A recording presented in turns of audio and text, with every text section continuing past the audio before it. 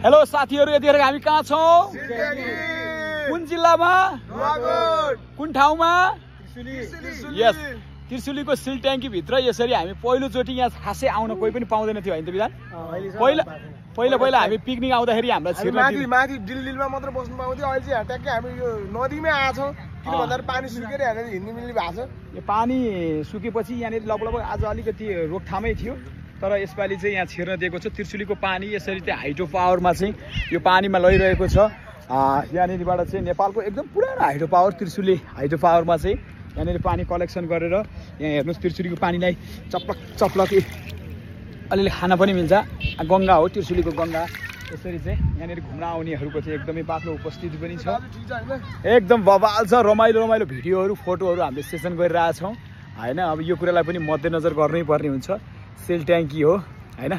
यसरी साथीहरूसँग एकदम पुराना मेरा भाइहरू दाइहरू साथीहरूसँग यहाँ घुम्दै घुम्दै आउँदाखेरिको छुट्टै मजा आउँछ। सबैजनासँग आउनु पाएको भए अझ बेस्ट हुन्थ्यो, तर पनि यसरी आइयो है। अब यहाँनिर फोटो खिच्नेको हुने छ। यहाँ हाम्रो मेरो साथी के छ? हेलो, ठिक छ नि?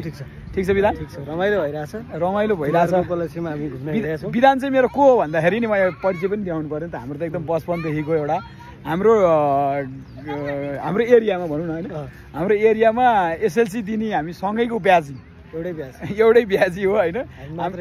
हामी मात्र थियो, दुईजना हामी चाहिँ अहिले चाहिँ, तर जीवन यात्राको क्रम र पेसा व्यवसायले चाहिँ हामी छुट्टै छुट्टै भए तापनि आज फेरि धेरै वर्षपछि जोडिएका छौँ। एन्टी लाइट परिरहेछ। विधानले चाहिँ आज केही कुरा भन्न बाँकी छ भने केही भनौँ। बचपनको रमाइलो छ। हामी यहाँ अब सालैपछि पिकनिक आउँथ्यौँ बच्चामा। यसपालि फर्स्ट टाइम होला यहाँ तल यो उसमै तालमै आउन पाइयो। टेक्नै पाइएको थिएन नि यो ठाउँमा जहिले पानी जमिरहेको हुन्थ्यो। यसपालि चाहिँ आउने मौका जुर्यो। यही नै हो है, यही नै हो। अब बाँकी कुरा चाहिँ हामी अरू भिडियोमा पनि देखाउँछौँ। ओ माई गड, यहाँ च्याप लाग्दो रहेछ। यसरी आज घुम्न आउनेहरूको चाहिँ बाक्लो उपस्थिति। ओ भाइ त्यहाँ त्यसरी जानुहुन्न नि ल। यस्तो यो त बौलागाजीको सपना जस्तो भयो भाइ, त्यस्तो गर्नुहुन्न। सरी दादा भन, दादा सरी भन ल। यहाँनिर चाहिँ गहिरो पानी छेप्यो। अहिले भाइले चाहिँ अलिकति सन्चो पनि छैन, तर पनि यहाँ फाइनल्ली यो ठाउँमा वाउ हेर्नुहोस्। यहाँ त्रिशुलीको चाहिँ पानीहरू चाहिँ यसरी बगिरहेछ।